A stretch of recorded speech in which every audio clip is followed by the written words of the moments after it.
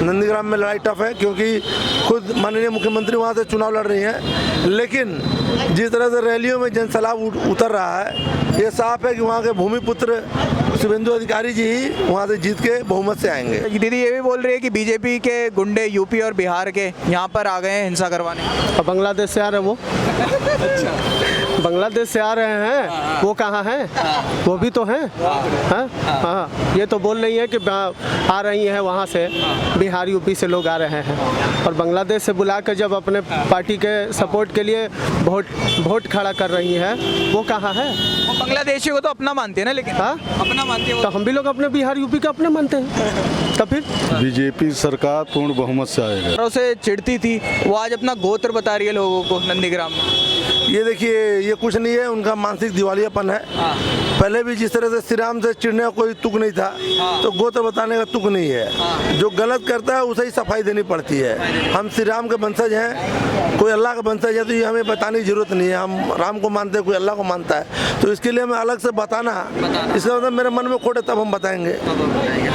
अच्छा दादा, एक और बात यहाँ पर सामने आती है कि दीदी ने अभी एक और बयान दिया है कि मोदी जी जो हैं, जो बीजेपी गवर्नमेंट है, वो अपने गुंडे ला रही है यूपी और बिहार से यहाँ पर गुंडागर्दी करवाने के लिए, हिंसा करवाने के लिए, इस तरीके की बातें कर रही हैं। देखिए, इसका अनुभव तो वामपंथियों से ज़्यादा दीदी को है, क्योंकि जब पंचायत का चुनाव होता है, खुद वो बाहर से गुंडे बनाकर वहाँ लूट करवाती है। भारतीय जनता पार्टी की जहाँ शासित राज्य हैं, कहीं भी आपने ऐसा नहीं सुना होगा, छोटे मोटे झमेला हो जाते हैं, मगर होते हैं चुनाव में, लेकिन इस तरह का जिस तरह से वो कैप्चरिंग करती हैं, मैंने भाजपा शासित प्रदेश में कहीं नहीं होता। और जो बोल रही हैं कि गुंडे बुलाया जा रहा है, तो ये पूछना चाहता हूँ, हम भाजपा गुंडे बुला रही है, और वो तो खुद ब्रेन वहाँ से हायर करके लाई है बिहार से, ताकि वो जीत सके, तो वो दूसरे पे उंगली उठाने लायक खुद नहीं है। वो खुद तो नंदीग्राम की सीट को किस तरीके से देख रहे हैं? शुभेंदु अधिकारी और ममता बनर्जी आमने सामने, जो कभी एक साथ काम करते थे, आज दोनों आमने सामने, किस तरीके से देख रहे हैं आप? देखिए, लड़ाई वहाँ टफ है, नंदीग्राम में लड़ाई टफ है, क्योंकि खुद माननीय मुख्यमंत्री वहाँ से चुनाव लड़ रही हैं। लेकिन जिस तरह से रैलियों में जनसैलाब उतर रहा है, ये साफ है कि वहाँ के भूमिपुत्र शुभेंदु अधिकारी जी ही वहाँ से जीत के बहुमत से आएंगे। चलिए, बहुत बहुत धन्यवाद सर हमारे साथ जुड़ने के लिए। जैसा सर ने बोला कि शुभेंदु अधिकारी वहाँ पर बहुमत से आएंगे। आपका नाम सर? संदीप शुक्ला। सर ने बोला बहुमत से आएंगे शुभेंदु अधिकारी नंदीग्राम से, क्या लगता है आएंगे? बिल्कुल आएंगे, बिल्कुल आएंगे। दीदी नहीं आएगी क्या इस बार? दीदी बोल रही है कि वहाँ से मैं जीतूंगी। ना, नहीं लग रहा है।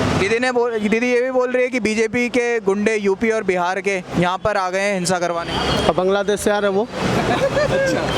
बांग्लादेश से आ रहे हैं, वो कहाँ हैं? वो भी तो हैं। हाँ, ये तो बोल रही है कि आ रही हैं वहाँ से, बिहार यूपी से लोग आ रहे हैं, और बांग्लादेश से बुला कर जब अपने पार्टी के सपोर्ट के लिए वोट खड़ा कर रही हैं, वो कहाँ है?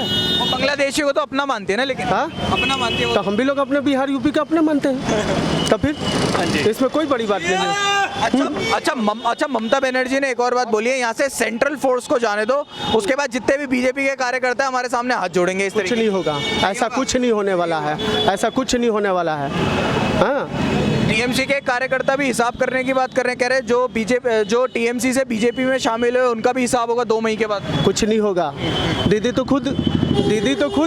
दीदी और दीदी के पार्टियां सब तो उसमें शामिल हैं।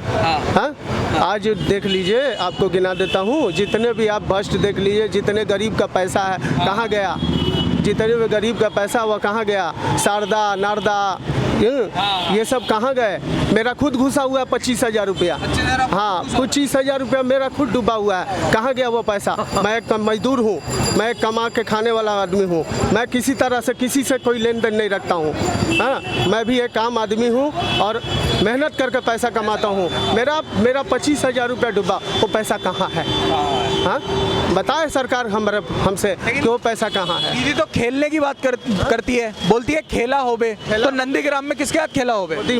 मोदी जी क्या बोले हैं? खेला अबर शेष होबे, विकास होबे, चाकरी होबे, ये सब होगा और कुछ नहीं होगा। अच्छा, हमें रोजगार चाहिए, हमें रोजगार चाहिए, हमें रोजगार की सरकार चाहिए। हमें कोई ऐसा सरकार नहीं चाहिए जो हम लोगों को काम ना दे।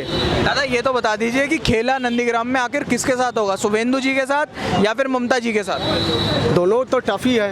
टफ है। हाँ, दोनों टफ है। लड़ाई में तो दोनों ही आखिर शुभेंदु तो आए हैं उसी में से, तो आखिर सारा खेला तो वो जानते ही हैं और कुछ बताने की ज़रूरत नहीं है।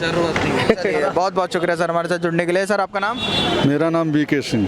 अच्छा, खेला किसके साथ होगा इस बार, शुभेंदु जी के साथ या फिर ममता जी के क्या होगा? बीजेपी सरकार पूर्ण बहुमत से आएगा। पूर्ण बहुमत। अच्छा, ये बात बोल रही है दीदी कि यहाँ पर गुंडे लाए जा रहे हैं यूपी और बिहार से, यहाँ पर गुंडागर्दी करवा। गुंडा हर जगह है। यूपी बिहार अपने जगह पर है, यहाँ के गुंडा खुद ही बहुत हैं गुंडा। अच्छा, जो ममता बनर्जी जय श्री राम के नारों से डरती थी, और डरती क्या थी, चिढ़ती थी, वो आज अपना गोत्र बता रही है लोगों को। ऐसा है कि अब राजनीति है, उसमें बोलना ही पड़ेगा। नहीं बोलेगा तो वोट नहीं मिलेगा। अपने वोट बैंक पर भरोसा नहीं है क्या? नहीं, अभी अब नहीं है। अभी इस समय चारों तरफ बीजेपी छाया हुआ है। चारों तरफ बीजेपी छाई हुई है। नंदीग्राम से इस बार कौन आ रहा है? अरे शुभेंदु अधिकारी है, वो आएगा। अच्छा, ऐसा ही बोला हवा चल रहा है ना, हवा चल रहा है। शुभेंदु अधिकारी वहाँ से आ रहे हैं आपने बोला, लेकिन हम देख रहे हैं कि टीएमसी के एक कार्यकर्ता ने बोला है कि जो टीएमसी से बीजेपी में शामिल हुए और उन सबका हिसाब करेंगे एक एक करके। वो ऐसा है, सरकार जिसका है उसका ही सब कुछ है। सब कुछ है। चलिए, बहुत बहुत शुक्रिया सर हमारे साथ जुड़ने के लिए।